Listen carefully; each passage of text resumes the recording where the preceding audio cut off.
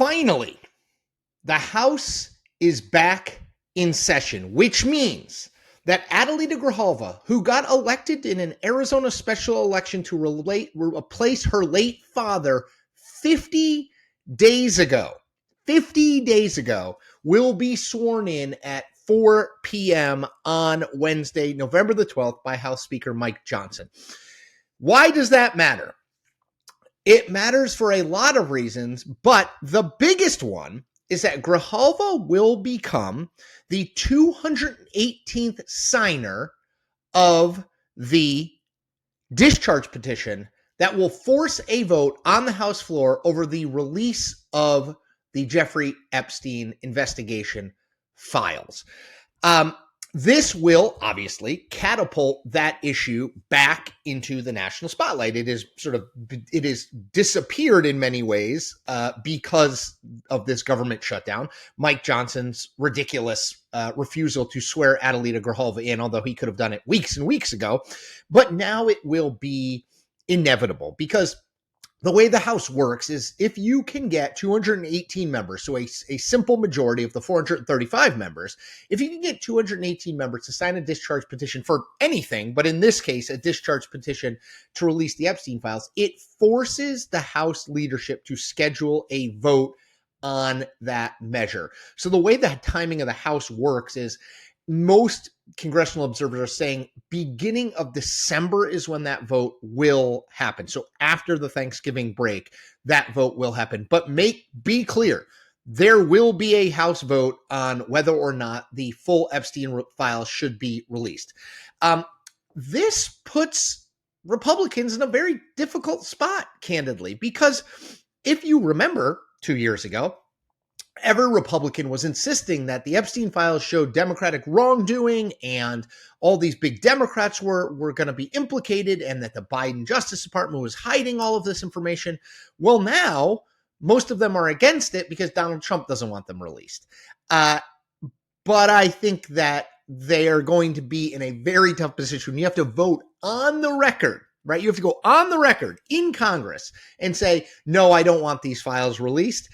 That's not a great place to be because the majority of the American public, not surprisingly, wants all the information released about this guy who was, a sex trafficker, a sex predator, ran in these very high profile circles. And I will note, by the way, was clearly a friend of Donald Trump's and Bill Clinton's, but a friend of the current president's.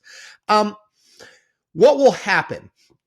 I think that measure will pass, right? I mean, if only the people who signed the discharge petition vote for it, then, which is all the Democrats and 4 Republicans, it will pass. My guess would be more Republicans will vote for it, so it will pass relatively easily. That would then send it to the Senate, which, as you will remember, is Republican controlled. Now, John Thune is the Senate Majority Leader, wants absolutely nothing to do with this. Trust me.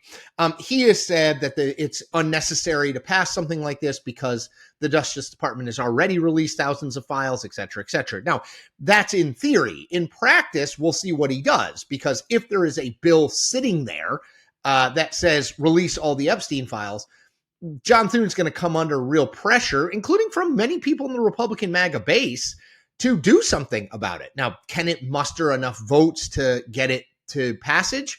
Don't know. If it does, it would then go to Donald Trump's desk for his signature or his veto, at which point, holy moly, would that be fascinating. Now, I don't think it ever gets past the Senate, but if it does, it goes to Donald Trump, and then Donald Trump would have to veto it, presumably, and that would not, I think, go over particularly well. Why is this all interesting? Well, number one, the public remains very interested in the Epstein files. People feel as though they have not been told the whole story. Donald Trump and his Department of Justice's total reversal on this from, yes, we're going to release all of them. Yes, there's an Epstein client list. Maybe he didn't commit suicide, to Kash Patel, the FBI director, and Pam Bondi, the attorney general, releasing a page-and-a-half long letter saying, nothing to see here, folks. He killed himself. We're not releasing the files. There was no client list, has people suspicious. So it's interesting in that regard, right? Why the turnaround, and can the House, the Senate, force Donald Trump's hand on this? The other reason it's interesting, I think, is you are starting to see some small cracks in the MAGA support for Donald Trump. And I want to emphasize, they are small cracks. They're not gaping holes. But Donald Trump has made very clear that he does not want to release all of the Epstein files. It doesn't. He insists there's nothing in there. If Republicans actively go against him, and if there is a floor vote in the House, and there is going to be at this point in early December, let's see how many House Republicans vote to release the Epstein files. Is it just the 4 who signed the discharge petition, or is it broader? And then if it goes to the Senate, does it get taken up? Do Senate Republicans feel like they need to take it up in advance of the 2026 election to get on the side of transparency and releasing the files of this, sexual predator?